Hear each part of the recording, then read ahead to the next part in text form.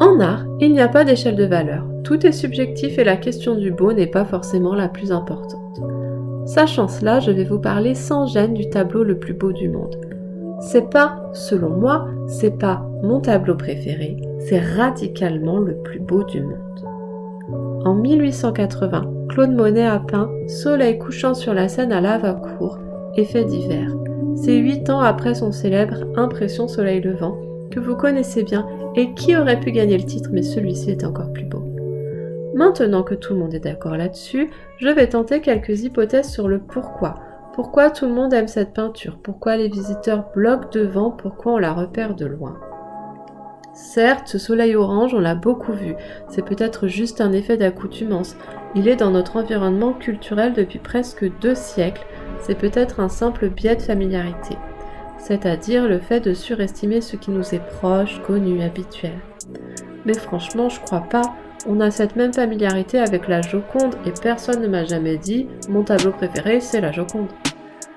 Alors voilà ce que je pense vraiment, c'est que ce tableau coche tous les critères du kiff. Déjà, le sujet. Tout le monde aime les couchers de soleil et tout le monde aime les reflets dans l'eau.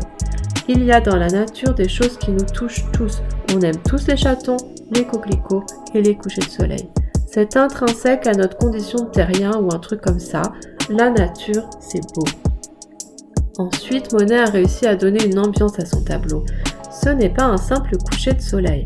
C'est l'hiver, c'est légèrement brumeux et une légère brise pousse les herbes, l'eau et les nuages.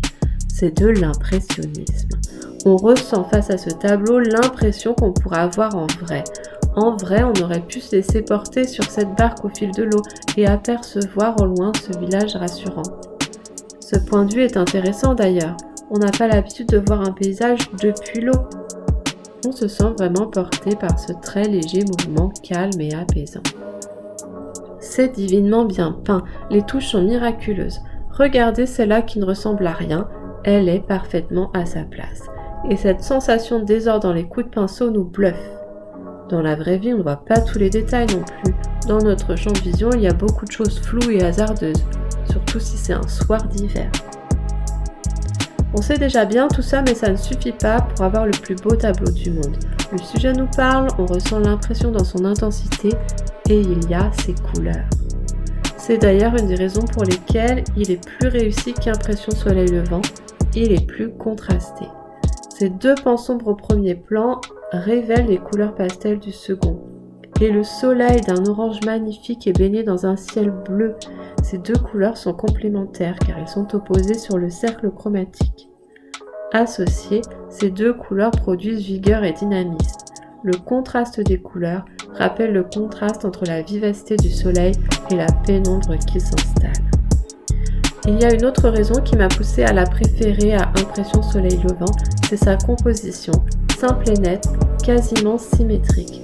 Le soleil en plein centre est comme une étincelle et trace une croix avec la berge. Les 2 bandes de végétation sont de part et d'autre, les 2 bateaux aussi. C'est une composition simple et rassurante. On aime la symétrie et l'arbre à droite la case juste assez pour qu'elle ne soit pas trop rigide et artificielle. J'utilise beaucoup le mot rassurant depuis tout à l'heure. C'est une sensation d'apaisement que l'on a naturellement face aux choses simples et qui ne crée pas de surprise ou de dissonance dans notre cerveau. Voilà, ce tableau est parfait d'un point de vue technique et d'un point de vue sensible. Il nous offre un moment hors du temps, une pause, un émerveillement. En repensant à ce moment de 1880, que nous pouvons encore sensiblement ressentir aujourd'hui, j'ai repensé à l'expression de Charles Baudelaire « tirer l'éternel du transitoire ». C'est une citation du texte « Le peintre de la vie moderne », certainement un des plus importants de l'histoire de l'art.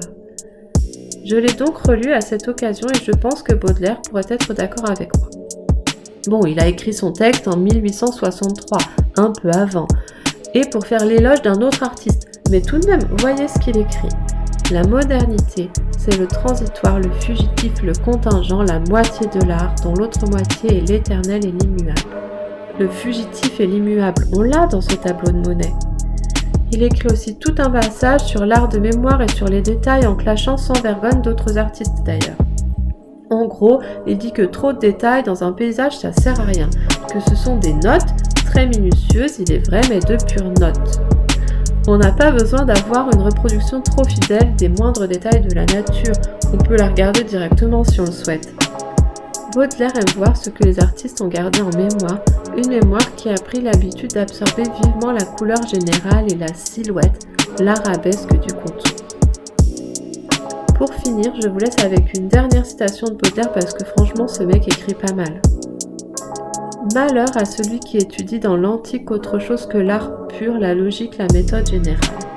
Pour s'y trop plonger, il perd la mémoire du présent, il abdique la valeur et le privilège de la circonstance, car presque toute notre originalité vient de l'estampille que le temps imprime dans nos sensations.